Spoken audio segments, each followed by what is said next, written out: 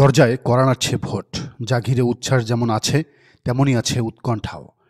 পরিবর্তিত প্রেক্ষাপটে দুদল আওয়ামী লীগ ও বিএনপির বাইরে এবার ক্ষমতার দৌড়ে আছে বাংলাদেশ জামায়াতে ইসলামী। ধরেই নেওয়া হচ্ছে এবার হাড্ডাহাড্ডি লড়াইটা হবে মূলত একসময়ের বন্ধুদল বিএনপি আর জামাতের। এখন দুদলের এই লড়াইয়ে জিতবে কারা? তৃণমূল কাদের চায়, জামাত নাকি বিএনপিকে? তা নিয়েই চলছে জোর আলোচনা, কানাঘুষা। মাঠে ঘাটে, দোকানে, রিকশায়, 5 স্টার হোটেলে, সব জায়গায় একই আলোচনা।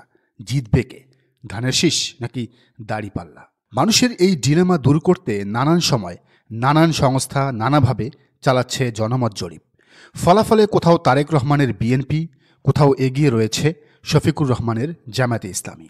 এবার Bangladesh youth leadership centre BYLC চালিয়েছে এক ব্যতিক্রমী জরিপ, যেখানে তারা বেছে নিয়েছে শুধু যুবকদের। আর এই জরিপের আদ্যপান্ত বিশ্লেষণ করে প্রথম আলো পত্রিকায় বিশ্লেষণ ও ফলাফল তুলে ধরেছেন বিশ্ববিখ্যাত সাংবাদিক ডেভিড বার্গম্যান। দর্শক, চলুন জেনে আসি কি পরিস্থিতি জামায়াত আর বিএনপির। প্রথম আলোর শিরোনামটা দেখুন, বিএনপি ও জামাতের পার্থক্য কম, অনিশ্চিত ভোটার বেশি। তার মানে বিএনপি 290টা সিট পাবে আর জামাত পাবে 10টা। এই হিসাব আর কোথাও চলে না, এমনকি মূলধারার গণমাধ্যমেও। প্রথম আলো সেটা মেনে নিয়েছে, দুদলকেই তাই কাছাকাছি রেখেছে, পাশাপাশি রেখেছে। তো যুব জরিপটা মূলত চালানো হয়েছিল 18 থেকে 35 বছর বয়সী তরুণ জনগোষ্ঠীর উপর, যা মোট ভোটারের প্রায় 1/3। জরিপটি যারা চালিয়েছে সেই BYLC মূলত ইংরেজি, বাংলা ও মাদ্রাসা এই 3 ধরনের শিক্ষা ব্যাকগ্রাউন্ডের শিক্ষার্থীদের লিডারশিপের উপর প্রশিক্ষণ দেয়। গত 10 থেকে 25 অক্টোবরের মধ্যে চালানো জরিপে দেশের ভৌগোলিক ও জনমিতিক বৈচিত্র্য প্রতিফলিত করার জন্য র্যান্ডম স্যাম্পলিং পদ্ধতিতে প্রশ্নের উত্তরদাতাদের নির্বাচিত করা হয়। বুঝাই যাচ্ছে জরিপটি কতটা নিখুঁত।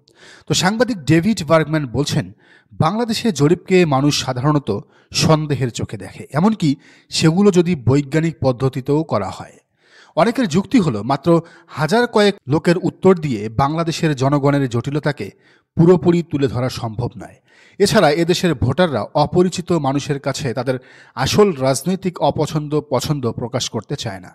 সাধারণভাবে জরিপের ফল নিয়ে কিছুটা সন্দেহ থাকাটা ঠিক আছে, কারণ জরিপ সবসময় শতভাগ নির্ভুল হয় না। কিন্তু যদি আপনি জরিপকে একেবারেই পাত্তা না দেন, গুরুত্ব না দেন, তাহলে সেখানে যে গুরুত্বপূর্ণ সংকেত বা তথ্য পাওয়া যেতে পারে সেগুলো দেখাই হবে না।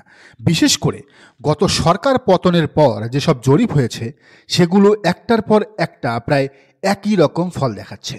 তাই সব জরিপকে অগ্রাহ্য করলে এই ধারাবাহিক তথ্যগুলো বোঝার সুযোগও হারিয়ে যেতে পারে। মানে বিএনপির সব কিছুকে উড়িয়ে দেওয়ার বিষয়টিকে বুঝিয়েছেন তিনি। BYLCর এই যুব জরিপের 6টি মূল দিক জানলেই আপনি এবার বুঝতে পারবেন যে আগামী ইলেকশনে আসলে কি ঘটতে যাচ্ছে। প্রথমত, আগ্রহ। জরিপের একটি উল্লেখযোগ্য তথ্য হলো, যুব সমাজের মধ্যে ভোট দেওয়ার প্রবল ইচ্ছা রয়েছে। তারা ভোটটা দিতে চায়, কেন্দ্রে যেতে চায়। প্রায় 97% ভোটারই বলেছেন তারা আসন্ন জাতীয় সংসদ নির্বাচনে ভোট দিতে চান। বুঝাই যাচ্ছে আওয়ামী লীগ না থাকলেও ভোটটা কিন্তু ঠিকই হবে। এবার হলো আসল খেলা। বার্গম্যান ফলাফল বিশ্লেষণ করে দেখিয়েছেন, নেক্সট ইলেকশনে বিএনপি ও জামায়াতে ইসলামী প্রায় সমান সমান অবস্থানে, একেবারে হাড্ডাহাড্ডি লড়াই। এই ফলাফলে অবিশ্বাস্যভাবে খুলনায় এগিয়ে আছে জামায়াতে ইসলামী। জামাতের সেক্রেটারি জেনারেল মিয়া গোলাম পারওয়ারের খুলনা বিভাগে জামাত 29% ভোট আর বিএনপি মাত্র 13% ভোট পেয়েছে এই জরিপে।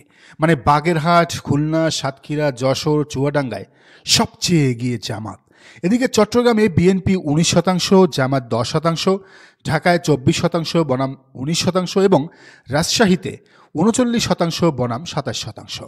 এখানে রংপুর, বরিশাল, ময়মনসিংহের হিসাবটা না আনা হলেও এর আগে ইনোভেটিভ নামের একটি সংস্থা দেখিয়েছিল রংপুর বিভাগেও বিএনপির চেয়ে অনেক বেশি এগিয়ে জামায়াতে ইসলামী। তবে এই জরিপের গড় ফলাফল দেখে হতাশ বিএনপির একেবারে নাকের ডগায় অবস্থানে রয়েছে জামায়াতে ইসলামীর। বিএনপি 20%, জামাত 17%, মাত্র 3% পার্থক্য। 24 সালেও কিন্তু এমন অবস্থা ছিল না, বিএনপি বহু গুণে এগিয়েছিল তখন। এখন আর সামনের 3 মাসে যদি চাঁদাবাজিটা আর একটু বাড়ায় বিএনপি আর জামাত যদি কোনো ভুল না করে, তাহলে বাকি যে 3% পার্থক্য তাও থাকবে না, জামাত ছাড়িয়ে যাবে বিএনপিকে। এবার ডেভিড বার্গম্যান বলছেন, হাসিনা পরবর্তী বাংলাদেশের রাজনীতিতে জামায়াতে ইসলামীর একটি বড় পরিবর্তন হিসেবে সামনে এসেছে। 1971 সালে পাকিস্তানকে সমর্থন করা এবং যুদ্ধাপরাধে জড়িত থাকার কারণে যে সামাজিক বদনাম তাদের ছিল তা অনেকটাই কমে গেছে বলে মনে করেন তিনি। নিজেদের মধ্যপন্থী ধর্মীয় দল হিসেবে পুনর্গঠনের প্রচেষ্টাও কিছুটা সফল হয়েছে। অন্যদিকে বিএনপির জন্য 20% সমর্থন হতাশাজনক বলছেন ডেভিড বার্গম্যান। অনেকে ধারণা করেছিলেন আওয়ামী লীগের পতনের পর সবচেয়ে বড় সুবিধাভোগী দল হবে বিএনপি। দলটি ঐতিহাসিকভাবে জাতীয় ভোটের অন্তত 1/3 নিয়ন্ত্রণ করে বলে মনে করা হয় এবং অনেক বিশ্লেষক মনে করতেন আওয়ামী লীগের স্বৈরাচারী প্রবণতা বাড়ার সঙ্গে সঙ্গে বিএনপির জনসমর্থন আরও বেড়েছে, কিন্তু ঘটনা ঘটেছে উল্টোটা। কিন্তু এই জরিপের ফলাফল দেখাচ্ছে আওয়ামী লীগ প্রধান প্রতিপক্ষ হিসেবে না থাকায় বিএনপির সমর্থন আরও কমে গেছে।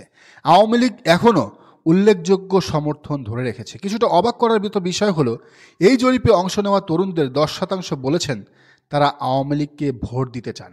বছরের পর বছর ধরে দলের স্বৈরাচারী আচরণ এবং 2024 সালের জুলাই আগস্টে সংঘটিত সহিংসতা ঘটাবার পরও তারা এই জরিপে তৃতীয় বৃহত্তম দল হিসেবে চিহ্নিত হয়েছে। মানে জামাত আর বিএনপির পরপরই অবস্থান রয়েছে আওয়ামী লীগের। এদিকে ন্যাশনাল সিটিজেন্স পার্টি বা এনসিপির অবস্থাকে হতাশাজনক সূচনা বলে ব্যাখ্যা দিয়েছেন ডেভিড বার্গম্যান। 2024 সালের জুলাইয়ের আন্দোলনে নেতৃত্ব দেওয়া ছাত্রদের একাংশের গড়ে তোলা এনসিপি জরিপে মাত্র 4% সমর্থন পেয়েছে। তরুণেরাই যেহেতু এনসিপির প্রধান লক্ষ্যভিত্তিক সমর্থক, তাই এই কম জনসমর্থন বোঝাচ্ছে দলটির সাংগঠনিক অবস্থা খুবই দুর্বল এবং ভোটের মাঠে তাদের প্রভাব সীমিত। কৌশলগত জোটে না গেলে সংসদে একটি সিটও পাবে না বলে মনে করেন ডেভিড বার্গম্যান। জরিপের সবচেয়ে গুরুত্বপূর্ণ ফলগুলোর একটি হলো, বহু সংখ্যক তরুণ এখনও সিদ্ধান্ত নেয়নি তারা কাকে ভোট দেবে। জামাতের এই জায়গায় কাজ করার অনেক সুযোগ রয়েছে। প্রায় 30% তরুণ জানিয়েছেন তারা এখনও কোনো দলকে বেছে নেননি। নির্বাচনের দিন ঘনিয়ে এলে এই বড় অংশের ভোট বিভিন্ন দিকে সরে যেতে পারে। আরও 18% তরুণ তাদের পছন্দ জানাতে অস্বীকৃতি জানিয়েছেন। এখন আওয়ামী লীগ নির্বাচনে অংশ না নিলে তাদের ভোটারদের কি হবে?